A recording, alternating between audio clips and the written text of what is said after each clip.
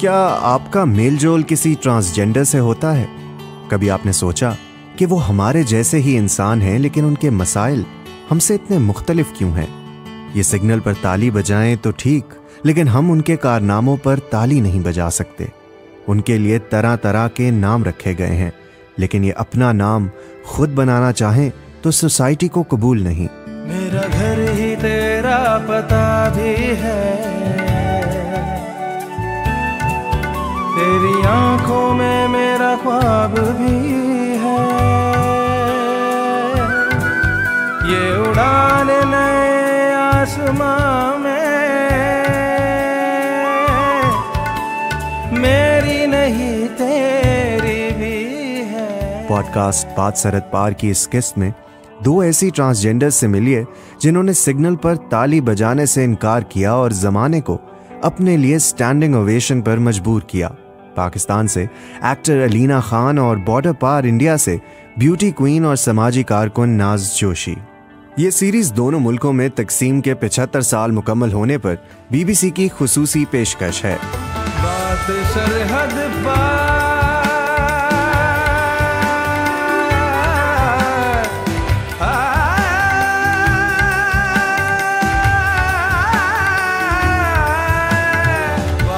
सरहद पार। नमस्ते, आदाब। मेरा नाम है नाज जोशी और मेरे साथ आज हैं पाकिस्तान से मेरी बहन अलीना खान। अस्सलाम वालेकुम अलीना, कैसी हैं आप?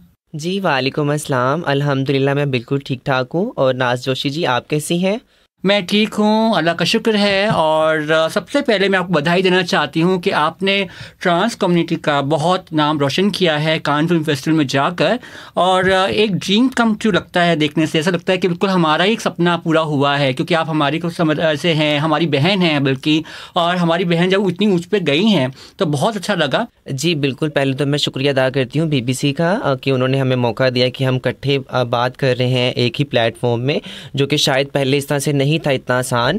तो मैं पहले तो खुश हूँ कि मेरी फ़िल्म जो है जिसमें मैंने ट्रांस करैक्टर अदा किया, अपना ही करैक्टर जिसको मैं प्रेजेंट कर रही थी, जिसके लिए मैं बहुत खुश हूँ। और हमारी फ़िल्म जो है वो कान फिल्म फेस्टिवल में सेलेक्ट हुई और बेस्ट जूरी अवार्ड और उसके साथ क्योर पाम का अवार्ड उसने विन किया। और ये एक हिस्ट्री बनी कि उसे एक दिन में 2 अवार्ड से नवाजा गया। और मैं बहुत ज़्यादा खुश और अल्लाह का शुक्र अदा करती हूँ कि मैं अपने पाकिस्तान को अच्छे तरीके से प्रेजेंट कर सकी हूँ।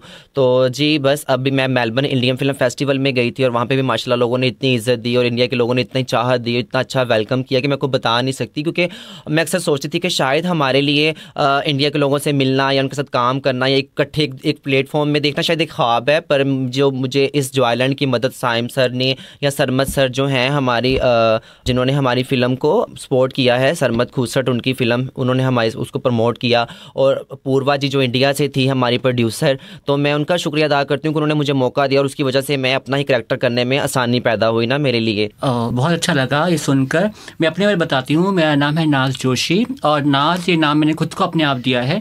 जब ये नाम रखा था तब मुझे मालूम नहीं था कि एक दिन मैं खुद पर नाज करूँगी या फिर मेरे देश को या फिर मेरी बहनों को मेरे पर नाज होगा।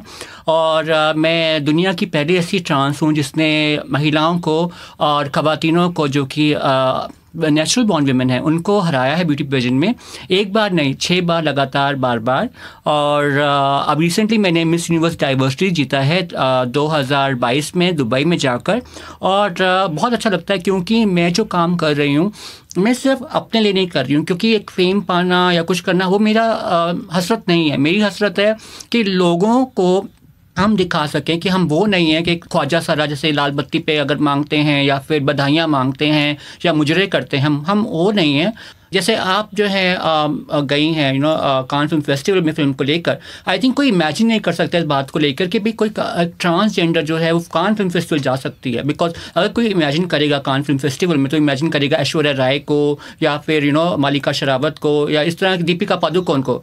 जी, और ऐसे ही इंडिया में भी है कि अगर हम ब्यूटी क्वींस की बात करेंगे, अंतर्राष्ट्रीय ब्यूटी क्वींस की बात करेंगे, अगेन लोग सुष्मिता सेन, ऐश्वर्या राय को इमेजिन करेंगे।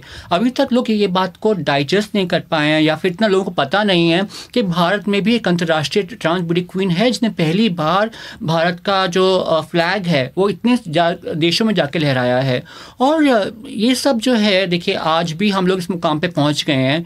मैं आज भी डिस्क्रिमिनेशन से सहती हूँ। इनफैक्ट मैं आपको छोटा सा किस्सा बताऊंगी यहाँ पे कि कितना मुश्किल होता है हम लोगों के लिए, बिकॉज लोगों को लगता है शायद अलीना खान जो गई हैं और कान फिल्म फेस्टिवल में उन लोगों के लिए बहुत आसान जर्नी होगी। हमारी जर्नी जो है वो स्टार्ट हो जाती है जब हम एयरपोर्ट पर जाते हैं। एयरपोर्ट पे लोगों की जो नज़रें होती हैं हमारे ऊपर में कुछ अजीब और गरीब होती हैं।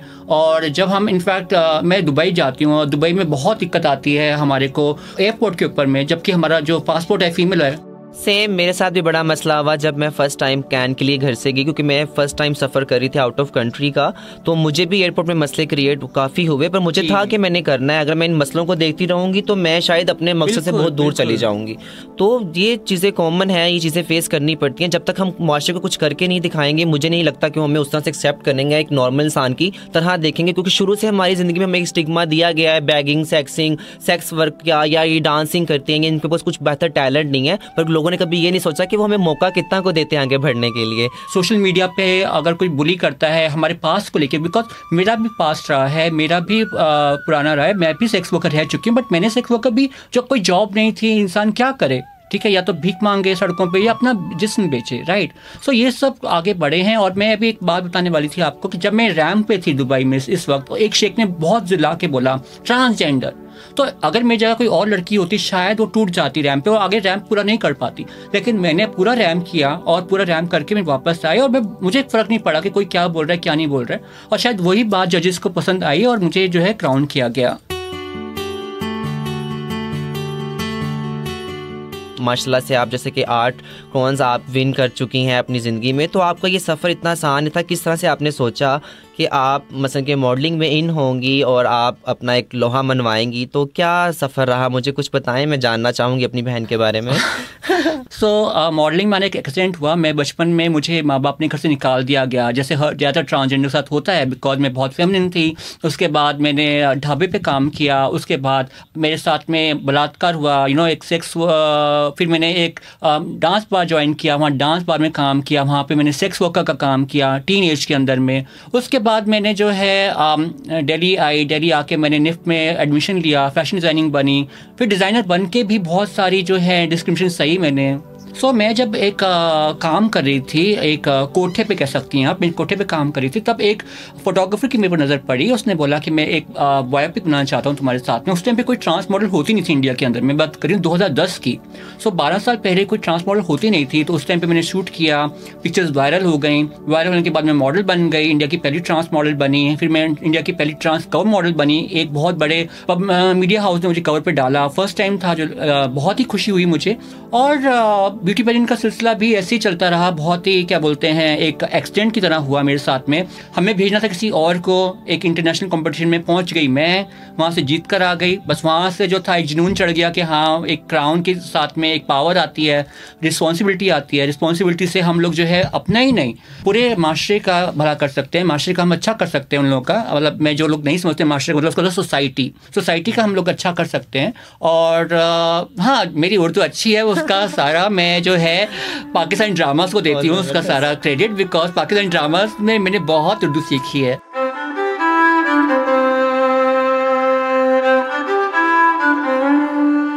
मैं आप जो आपकी एज होती है पढ़ने की, उस टाइम आपकी ज़िंदगी में इतना कुछ चल रहा होता है कि शायद पढ़ाई इतनी अहमियत नहीं रखती जितना आपको अपने जेंडर को समझने में आपको कोशिश करते हो कि मैं अपने आप को समझ सकूं या किसी को बता सकूं कि मेरे अंदर की फीलिंग क्या है।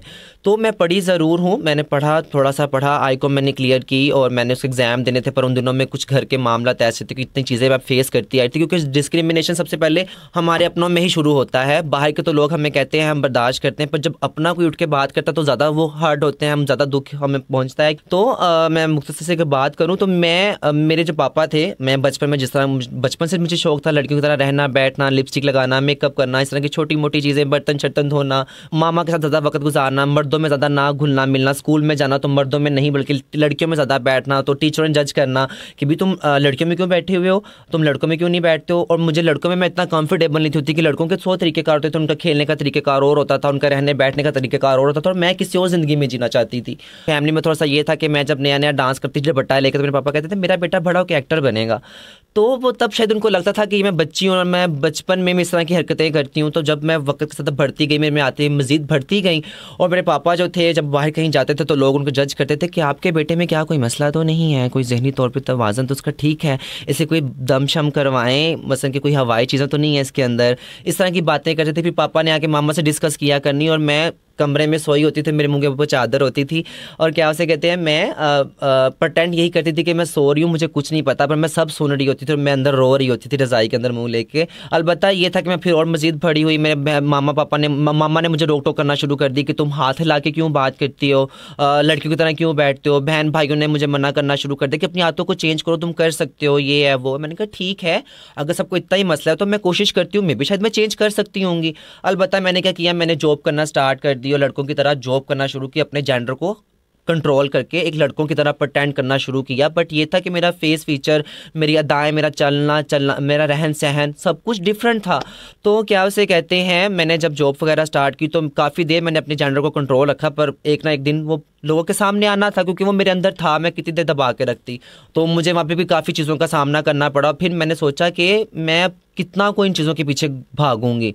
अच्छा, मुझे था कि मेरे घर वालों से मेरी बन नहीं थी रही मेरी बहन, मैंने फिर घर से बाहर निकलने का फ़ैसला किया। काफ़ी दफ़ा मैं घर से भागी, नाकाम कोशिशें की मैंने, पर यह था कि बाहर जाके मुझे कोई पता नहीं था कि मैं कहाँ पे स्टे करूँगी, क्योंकि तब एज मेरी 12-13 साल मेरी उम्र थी, और मेरी पॉकेट में 10-20 रुपये होते थे, तो मैं कहती थी लो इसमें मैं पूरी ज़िंदगी जी लूँगी। पर तो जब मैं बाहर निकली मुझे फिर पता चला कि क्या तरीक़ेकार, आपको घर चाहिए, आपको खाने के लिए चाहिए, आपके पास कोई कारोबार होना चाहिए जिससे आप अपनी ज़िंदगी को चला सको।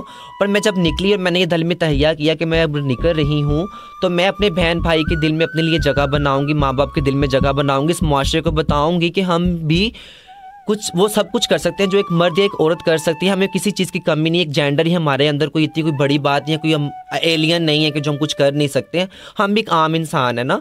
तो मैंने क्या किया, मैंने इवेंट्स करना स्टार्ट कर दिए। जब मैंने इवेंट करना स्टार्ट किया, जब मैंने घर लिया तो घर में कुछ भी नहीं था, प्लेन जगह थी, खाने के लिए कुछ नहीं था मेरे पास। पर मुझे था कि मैंने सेक्स नहीं करना, मैंने बैगिंग नहीं करनी, मैं कुछ बेहतर करूंगी जो मेरे घर वालों को कल को पता भी चले तो वो उनकी नज़र में मैं बुरी ना बनूं, चलो कभी ना कभी तो मुझे एक्सेप्ट करेंगे ही।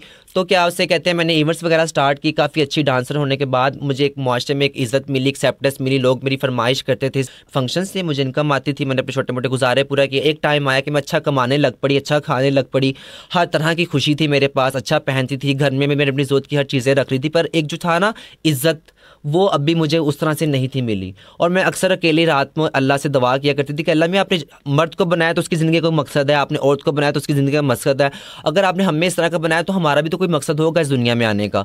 हम खाली बैगिंग या सेक्स के लिए तो नहीं है, लोगों के तानों के लिए तो नहीं है।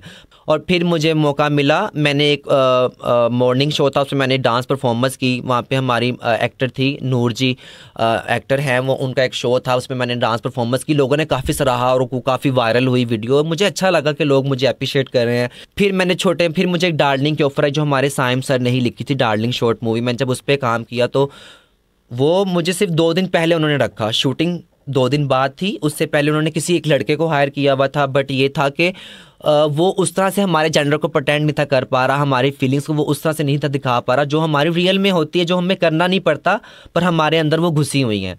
तो फिर क्या उसे कहते हैं जी, उन्होंने मुझे डार्लिंग की ऑफ़र की, तो मेरी बहन मैंने डार्लिंग की, उसमें मुझे 2 दिन मिले। 2 दिन में मैंने काफ़ी मेहनत की, मार्क्स से लेके डायलॉग क्या है, किस तरह काम करते हैं। डार्लिंग को माशाल्लाह इंटरनेशनल अवार्ड मिला, इटली विनस में वो अवार्ड विन करके आई। तो मेरे अंदर एक हौसला हुआ कि चलो शुक्र है लोगों ने हमारे काम को सराहा या हमें इज़्ज़त दी। मुझे अच्छा लगा, मेरी जब फर्स्ट टाइम स्क्रीनिंग हुई, मैंने इतनी बड़ी स्क्रीन में अपने आप को देखा और लोगों ने इतना अच्छा क्लैप किया, इतना अच्छा वेलकम किया, मेरी आंखों से आंसू थे, मेरे मुंह में स्माइल थी। मेरा बाप मुझे बचपन में कहता था कि मेरा बेटा बड़ा होकर एक्टर बनेगा। जब मेरे पापा की डेथ हुई तो मेरी मामा, मेरे बहन भाई मुझे ताने देते थे कि अगर हमारा पापा जिंदा तो हम उसको बताते कि तुम एक्टर नहीं, तुम तो ट्रांस बने हो और तुमने हमारे लिए शर्मिंदगी का मुकाम बने हो। तो मेरे लिए वो भी एक बहुत ज़्यादा खुशी थी कि मैंने कहीं ना कहीं एक अच्छा काम किया। मेरे बहन भाई ने 10 साल बाद मुझे फ़ोन किया और मुझे कहा कि भाई, तो हमने सुना है कि तुमने किसी मूवी में काम किया। मैंने कहा हाँ जी भाई, शॉर्ट मूवी में काम था। तो तुम्हारा क्या करैक्टर था? और मैं बिल्कुल चुप थी कि मैं उनको क्या बताऊं कि मैंने एक ट्रांस का करैक्टर किया। फिर वही मसले मसाइल होंगे, 10 साल बाद कहीं उन्होंने मुझे फ़ोन किया, तो मेरे लिए यही बहुत गनीमत है, उन्होंने मुझे याद तो किया। नहीं तो 10 साल में जो कुछ मैंने फेस किया, जिस तरह मैंने वक्त गुजारा, मैंने खाया, मैंने नहीं खाया, मैंने किस तरह सर्वाइव किया, उन्होंने मुझसे नहीं पूछा, पर एटलीस्ट मेरे एक छोटे से काम से उन्होंने मुझे याद तो किया। अलबत्ता मैंने कहा आप खुद देख ले, आपकी कहानी और मेरी कहानी ऑलमोस्ट सिमिलर है, बट आपने 12 साल में घर छोड़ा और मैंने 7 साल में घर छोड़ा। आपने इवेंट्स में काम किया, मुझे ढाबे पे काम करना पड़ा। आपने जो है का मुकाम हासिल किया डांस करके, सेक्स वर्क नहीं किया, मुझे मजबूरन सेक्स वर्क करना पड़ा। तो हम लोग की कहानी बहुत सिमिलर है। आप एक्ट्रेस बनी और मैं एक मॉडल बनी और मैं एक यहाँ पर इंटरनेशनल ब्यूटी क्वीन बनी। आपका ये था कि आपको फ़ोन आया डार्लिंग के बाद में, मुझे फ़ोन आया जब मैं एक नेशनल मैगजीन के कवर पे थी। मुझे तब फ़ोन आया मेरे पापा का, और पापा ने मुझे घर बुलाया उस टाइम पर। लेकिन मैं एक बताना चाहूँगी आपको कि मेरा जो एक्सपोजर था फिल्म इंडस्ट्री का या फिर फैशन का, बहुत अर्ली था। जब हम 7 साल की थी मैं, तब मैं जब ढाबे पे काम करती थी, मेरा ढाबा फिल्म सिटी के अंदर में था, जहाँ पे मैं श्रीदेवी जी से, माधुरी दीक्षित जी से एक गाना हम लोग को रोज़ाना मिलना होता था। उस टाइम पे हमारे यहाँ पर कोई वैनिटी वैन नहीं होती थी। उस टाइम पे वो लोग बड़ी सी छतरी लेके बैठते थे। बहुत ज़्यादा मुझे लगता था कि हाँ कितना ग्लैमर है इनके अंदर में, पर मैंने हार्डवर्क भी देखा था उन लोगों का कि किस तरह से वो हार्डवर्क करते थे। पूरा पूरा दिन, बारिश हो या धूप हो, एक खाली अम्ब्रेला है, बड़ी सी अम्ब्रेला, उसके नीचे बैठ के सब लोग बैठ के कर रहे हैं काम, अपना डायलॉग पढ़ रहे हैं। जैसे कि आपने बोला कि आपको तो क्या 12 साल में घर छोड़ना पड़ा, मुझे तो मैं बहुत यंग थी 7 साल में जो मुझे घर छोड़ना पड़ा अपना। और जैसे आपने बताया कि आपको रोल्स ऑफर हुए, यहाँ पर हमको रोल्स के पीछे भागना पड़ता है, बहुत ज़्यादा भागना पड़ता है, तब जाके हमें कुछ हासिल होता है। यहाँ पर यही नहीं है कि भाई हमारे यहाँ पे है कि कोई अगर मेजर रोल होगा ट्रांसजेंडर का तो वो एक लड़के को लड़की को देंगे। आपके यहाँ पर एक मेजर रोल आपको दिया गया, हमारे यहाँ पे मेजर रोल नहीं मिलता है कभी भी। किसी भी फिल्म के अंदर में हमें एक छोटा सा रोल दिया जाता है। और जहाँ तक पाकिस्तानी इन्फ्लुएंस की बात हुई है, मुझे आपके पाकिस्तानी ड्रामा बहुत पसंद है। माशाल्लाह बहुत अच्छा काम करते हैं। मेरी फेवरेट सबा कमर रही हैं, जो कि इन्होंने इंडिया में आके भी काम किया हिंदी मीडियम के अंदर में। और मुझे लगता है कि पाकिस्तान बहुत प्रोग्रेसिव है, बिकॉज आपके यहाँ बहुत सारी ट्रांस मेरी बहनें हैं जो बहुत अच्छा मुकाम हासिल कर चुकी हैं, चाहे कामी सिद्ध हों, आप हों या फिर शायरा राय हों। हमारे यहाँ इंडिया में अगर आप बात करें ग्लैमर इंडस्ट्री के अंदर में, तो बहुत कम लड़कियां हैं ग्लैमर इंडस्ट्री के अंदर में, चाहे मैं हूँ या एक दो और हैं बस ग्लैमर इंडस्ट्री के अंदर में। सो आई थिंक पाकिस्तान में लगता है कि काफ़ी प्रोग्रेसिव है आप लोगों को लेकर कि भाई आपको काम देना, मॉर्निंग शो में बुलाना। हमारे यहाँ मॉर्निंग शो होते हैं, मैं हमेशा सोचती हूँ काश हमारे यहाँ मॉर्निंग शो होते जहाँ पर हम मीडिया के साथ इंटरेक्ट कर पाते।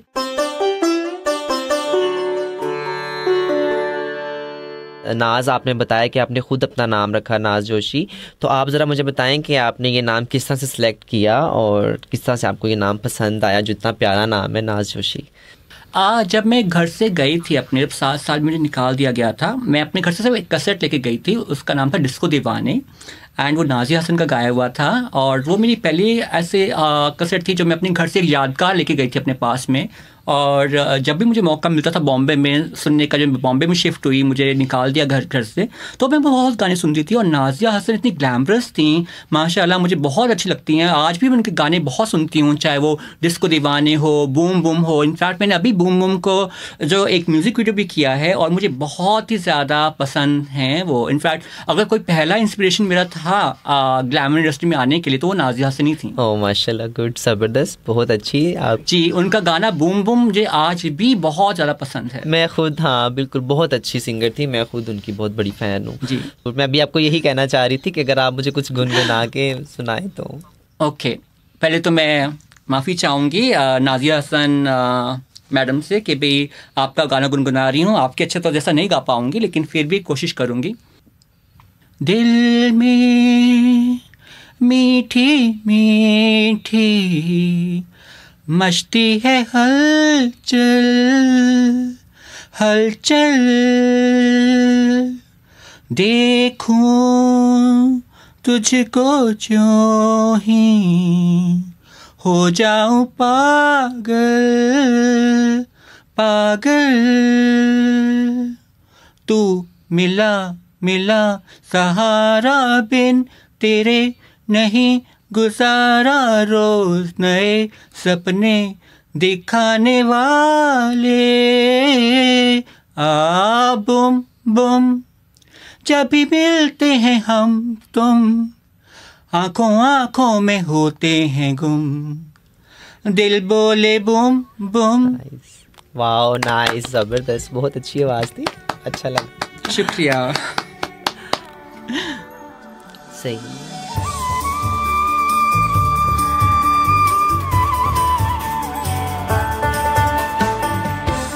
और आप बताएं कि आपने प्लेट के बारे में किस तरह सोचा, आप मुझे कुछ बताएंगी, आपने अपनी जो आपने बताया था कि आपने अपनी सर्जरी करवाई, मुझे लगता है बहुत मुश्किल था आपके लिए वो करवाना, तो आपने किस तरह वो चीज़ें फेस की, आप कुछ अगर बताएं, बुरा ना बनाएं तो। हाँ हाँ, नहीं नहीं, बुरा क्या मानना बहन। देखो क्या था कि मैं फ़ैशन डिज़ाइनर बन चुकी थी। मैंने national institute of fashion technology, जो इंडिया का सबसे बड़ा फ़ैशन इंस्टीट्यूट है, जो कि fashion institute of technology New York के साथ एफिलेटेड है, उस वहाँ से मैंने पास आउट किया था। और मैं इंडिया के 2 नामचीन डिज़ाइनर्स ऋतु कुमार और ऋतु बेरी के साथ काम कर रही थी।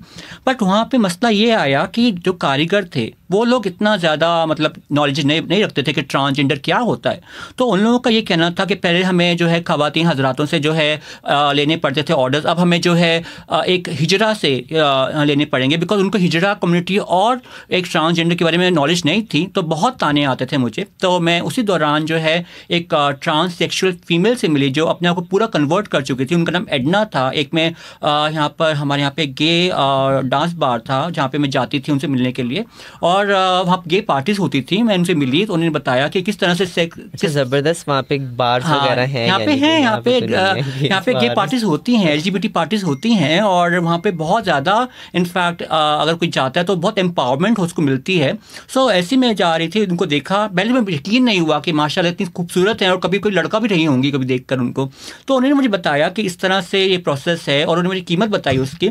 वो कीमत पाने के लिए मुझे एक गे मसाज पार्लर में जॉब करनी पड़ी 3 साल तक, जहाँ पर मेरे साथ में बहुत ही बेहद दर्दनाक हादसे हुए कि कुछ लोगों की फिटिशेस होते थे कि किसी को दर्द देके मज़ा पाना। तो अभी हम लोग मना भी नहीं कर सकते क्योंकि हमको टिप्स इतनी ज़्यादा मिलती थी, यानी 2000, 3000, 5000, 10,000 में बात करी 2010 और 11 की उस वक़्त। तो मैंने वो किया, ठीक है, मैंने बहुत ज़्यादा जुल्म सहे। और जब मैं सेक्स चेंज कराने गई तो मैं अकेली पहुंच गई डॉक्टर के यहाँ। तो बाकी नर्सों ने पूछा कि आप तो अकेली आई हैं, बाकी सब, उनको लगा शायद मैं टोली बधाई से आती हूँ या फिर मेरी गुरु रही होंगी कोई। तो मैं अकेली ही पहुँच गई और अकेली ही जाकर मैं ऑपरेशन टेबल पर लेट गई। मैंने कहा डॉक्टर साहब अब आप करो, मुझे तो लड़की बनना ही बनना है। एक कहते ना एक जुनून सा छा गया था। मैंने वो सेक्स चेंज सर्जरी कराई और उसके बाद जो कहते हैं कि एक सपना मेरा पूरा हो गया। जो शरीर मुझे चाहिए था वो भगवान की दया से, अल्लाह ताला की रहमत से मुझे मिला, और बहुत खुशी हुई अपने शरीर में आकर के जिसमें मैं कैद थी इतने सालों से, उस शरीर से मुझे आज़ादी मिली। तो बहुत अच्छा था। क्योंकि ट्रांस को पहली बात है हमारे पाकिस्तान में अभी भी कुछ मसले मसाइल हैं, जैसे ट्रांस को जल्दी घर नहीं मिलता, अगर उनको मिलता भी है तो उसके जो किराए हैं वो कुछ ज़्यादा होते हैं कि वो एक आम ट्रांस के लिए उसको फोल्ड करना बड़ा मुश्किल होता है। ठीक है, तो फिर जब आप किसी नई जगह में रहने के लिए जाते हो तो फिर लोग भी आपको उतनी जल्दी एक्सेप्ट नहीं करते जितना किसी मर्द या औरत को करते हैं। फिर उनके मुआशरे में जगह बनाना उनके लिए, उनके साथ रहना, तो ये मेरे लिए बड़ा थोड़ा सा सफ़र था मुश्किल, पर मैंने अपने उनमें दिल में जगह बनाई। अलीना, मेरी बहन, आपसे एक सवाल है मेरा कि आप इस मुकाम पे पहुंच गई हैं, आज आप एक वहाँ पर एक क्या बोलते हैं इंस्पिरेशन बन चुकी हैं। सो कैसा एक्सेप्टेंस मिला आपको, मतलब किस तरह से आपको एक्सेप्ट किया गया आपके को एक्टर्स ने या फिर आपके ऑडियंस ने, किस तरह से एक्सेप्टेंस मिली आपको, या फिर एक्सेप्टेंस मिली या नहीं मिली, या फिर कोई आपके साथ में कुछ डिस्क्रिमिनेशन हुई जब आप शूट कर रही थी को एक्ट्रेस से? मेरे लिए जो सबसे बड़ी कामयाबी थी अगर देखा जाए इस मूवी में काम करने के बाद, जो मेरी नज़र में सबसे अच्छी सक्सेस थी वो ये थी कि मेरी फैमिली ने मुझे प्रॉपर्ली एक्सेप्ट किया। उनके पास मेरा आना जाना हुआ। जब मैं कान से अवार्ड विन करके आई तो सबसे पहले मैं अपने घर गई, अपनी मेरी फैमिली में रात गुजारी, और वो एक रात मेरे लिए बहुत बड़ी रात थी क्योंकि मैं कभी भी घर में नहीं थी रात गुजारी मैंने। तो 10 साल बाद जब मैं वहाँ पर रात रही तो एक मेरे लिए ये सक्सेस थी। फिर उसके बाद जिस माशरे में मैं रहती थी, आपको मैंने बताया कि ट्रांस कम्यूनिटी को मसले मसाइल होते हैं घर लेने के लिए। तो मैं जब मैं पहले गई थी तब लोगों का रवैया और था, लोग उस तरह से बात नहीं थे करते, उस तरह से कंफर्टेबल नहीं थे होते। पर अब अगर आप खुद कभी मौका मिले, मोस्टली वेलकम, आप पाकिस्तान आए तो मैं आपको विजिट करवा सकती हूँ कि मेरा वही महल्ला है वो जो मुझे इतनी इज्जत देता है, इतना अप्रिशिएट करता है। मुझे लगता ही नहीं कि मैं अपने घर से दूर हूँ, मुझे लगता है कि यही मेरा परिवार है। अपना घर तो मैं बहुत बचपन में छोड़ आई थी। मैं अगर 12 साल में भी निकली हूँ तो मैंने उससे पहले पता नहीं कितनी दफ़ा भागने की कोशिश की, कितनी मारें खाई। मतलब फिल्म इंडस्ट्री से आपको कोई मतलब के मसला मसाइल नहीं हुआ? नहीं, ज़रूर, क्यों नहीं, बिल्कुल नहीं हुआ। सबने मुझे बहुत सपोर्ट किया। मेरे जो डायरेक्टर थे, मेरे जो प्रोड्यूसर थे, जो उन्होंने हमारी मूवी को सारा स्पॉन्सर किया, सरमद खूसर जी थे, सब सीनियर थे और सबका इतना अच्छा साथ था। बट खैर, अभी हम लोग जो इंडिया के अंदर में कैंपेन कर रहे हैं, जितने भी ट्रांस एक्टर्स हैं, हम लोग ये कैंपेन कर रहे हैं कि क्यों अच्छे से अच्छे रोल जो हैं जो लिखा जाते हैं ट्रांसजेंडर्स के लिए, क्यों सिस जेंडर मेल या सिस जेंडर फीमेल को दिए जाते हैं। बिकॉज अगर हम बात करें चंडीगढ़ करे आशिकी की, उसमें वानी कपूर को रोल दिया गया फिल्म गंगूबाई काठियावाला की, जिसमें एक रजिया का कैरेक्टर था। आई थिंक वो कैरेक्टर एक अगर ट्रांसजेंडर निभाती तो बहुत अच्छा होता।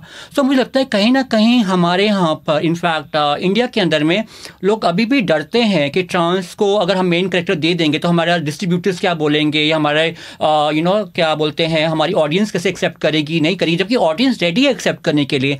काफ़ी हद तक आने वाले टाइम में हमें ऑफर्स होंगी हमारे जेंडर के बारे में। तो क्या उसे कहते हैं टाइम लगता है सब चीज़ें होने में। आप अगर हम अब एक दिन है और रात हो और सब कुछ हमारे मुताबिक हो, नहीं, चेंजिंग आती है पर टाइम लगता है। जैसे इतनी चेंजिंग आई आप बता रही हैं, आपके बकौल के आपके इंडिया में काफ़ी हैं जो काम कर रहे हैं, आप खुद माशाल्लाह इतने अच्छा एस्पायर है इंडिया के लिए। और हमारे पाकिस्तान में भी ऐसी बहुत सी ट्रांस हैं कुछ जो काम कर रही हैं, बहुत ज़्यादा ट्रांस ऐसी भी हैं जिनके लिए कोई वसाइल नहीं है, कोई अपॉर्चुनिटी नहीं है। पर उम्मीद है कि आने वाले वक्त में जैसे हमें मीडिया सपोर्ट करता है, BBC ने हमें सपोर्ट किया, हम आज बैठ के इतनी गुफ्तगू कर रहे हैं, और मुझे लगता है कि ज़रूर हमारा मुआशरा हमें एक्सेप्ट करेगा और हमें मौका देगा। अच्छा नाज जोशी मेरी बहन, मैं आपसे भी एक सवाल करना चाहूँगी।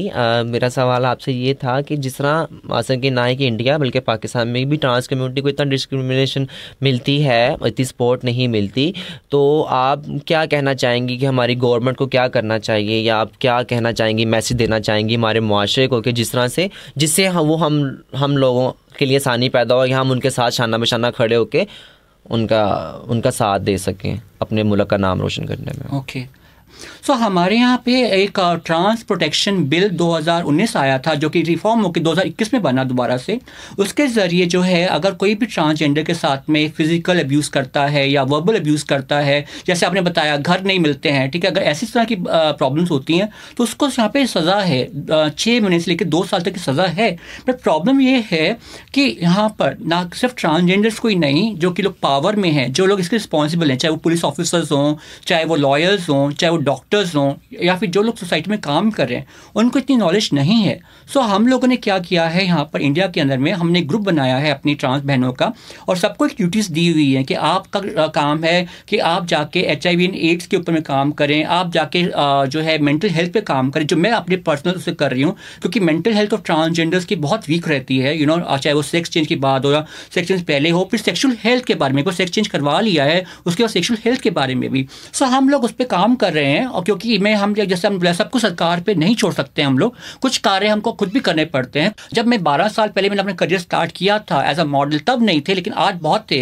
तब आपको कुछ नजर आता था जब आप 2012 में निकली हैं घर से? जब मैं 2010 में मैंने जब स्टार्ट किया मॉडलिंग करना, और मुझे तो कुछ नजर आता ही था, मुझे था कि हाँ बस करना है, बस ब्लाइंडली करते जाएं, और आपको इतने अच्छे से एक्सेप्ट किया गया फिल्म इंडस्ट्री में। यहाँ पे मेरे लिए बहुत मुश्किल था मॉडल बनना, मतलब मुझे कहते थे जब एक लड़की मॉडल है तो ट्रांस मॉडल की क्या जरूरत है, तो यहाँ पे बहुत मुश्किल था। इनफैक्ट मैं माशाल्लाह बहुत खुश हूँ आपके लिए कि आपके यहाँ बहुत अच्छा आपको जो है वेलकम मिला है। आई थिंक मैं उम्मीद करूँगी कि हमारी इंडिया में भी बहुत जल्दी इस तरह से वेलकम हो हम सबका। इंडिया पाकिस्तान तो खैर सियासीदानों ने एक जो लकीर खींच दी है वो है, बट हम तो एक ही हैं, देखा जाए तो हम लोग एक नेबर्स हैं, एक हम लोग एक ही परिवार से बिलोंग करते हैं। शायद यहाँ तक कि मैं मेलबर्न में जब गई हूँ, जी बिल्कुल, जी मैं जब मेलबर्न में जब गई थी, मैं सब इंडियंस लोगों से मिली, बकायदा इंडियंस लोगों ने मेरा खाना किया, डिनर किया, मैं उनके घर में गई हूँ, जिस तरह से उन्होंने मुझे वेलकम किया, मुझे लगा ही नहीं कि मैं किसी दूसरी सरहद के लोगों से मिल रही हूँ। एक बिल्कुल अपनापन था और उन्होंने इतनी अच्छी इज्जत दी और बहुत अच्छा लगा। जी बिल्कुल, दिल से प्यार है हमारा, दिल से कनेक्शन है। आज मैं आपसे मिली हूँ, ऐसा बिल्कुल नहीं लगा कि आप पाकिस्तान से हैं, मुझे लगा कि शायद आप मेरे साथ बैठी हुई हैं और इंडिया में बैठी हुई हैं, और बहुत अच्छा लगा। और मैं रिक्वेस्ट करूँगी सभी दोनों सरकारों से कि ये जो आपने बैन लगाया है टैलेंट को प्रमोट करने के लिए, जो इंटर टैलेंट जो आपने बैन कर दिया है वो हटा दीजिए, बिकॉज इससे जो है हमारे बीच में कल्चर जो एक्सचेंज होगा वो अच्छा होगा, और हमारा जो एक प्रेम है आपस में वो बढ़ेगा, और शायद हम कश्मीर से आगे भी दुनिया देख पाएंगे। जी बिल्कुल, सेम हेयर हम भी। तो ये है कि मैं ज़रूर चाहूँगी कि कभी हमें मौका मिले इकट्ठे काम करने का भी, और जो हमारी सरकार है। हाँ बिल्कुल, thank you so much, and बहुत बहुत शुक्रिया आपका आने के लिए। बहुत मेरी जान, आपका भी बहुत ज़्यादा शुक्रिया, बहुत अच्छा लगा। मैं आपका भी शुक्रिया अदा करती हूँ और हमारे BBC का भी शुक्रिया अदा करती हूँ, जिनके तहत हम आज आपने सामने बैठे हुए। Love you baby, thank you so much.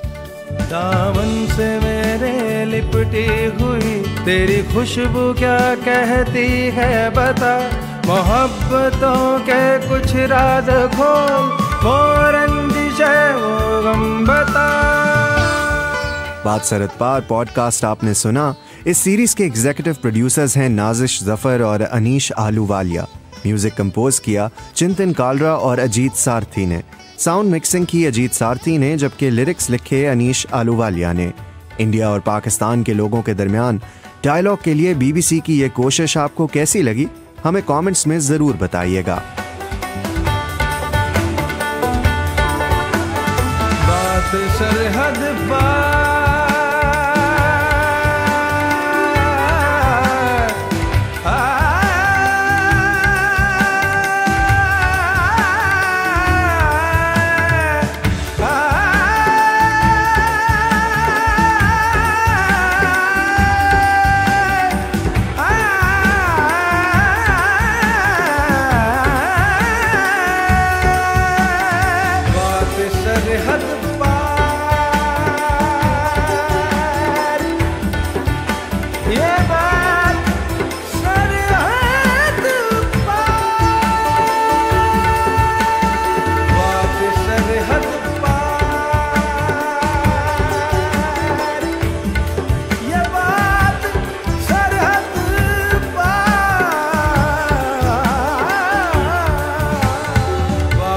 सरहद पार।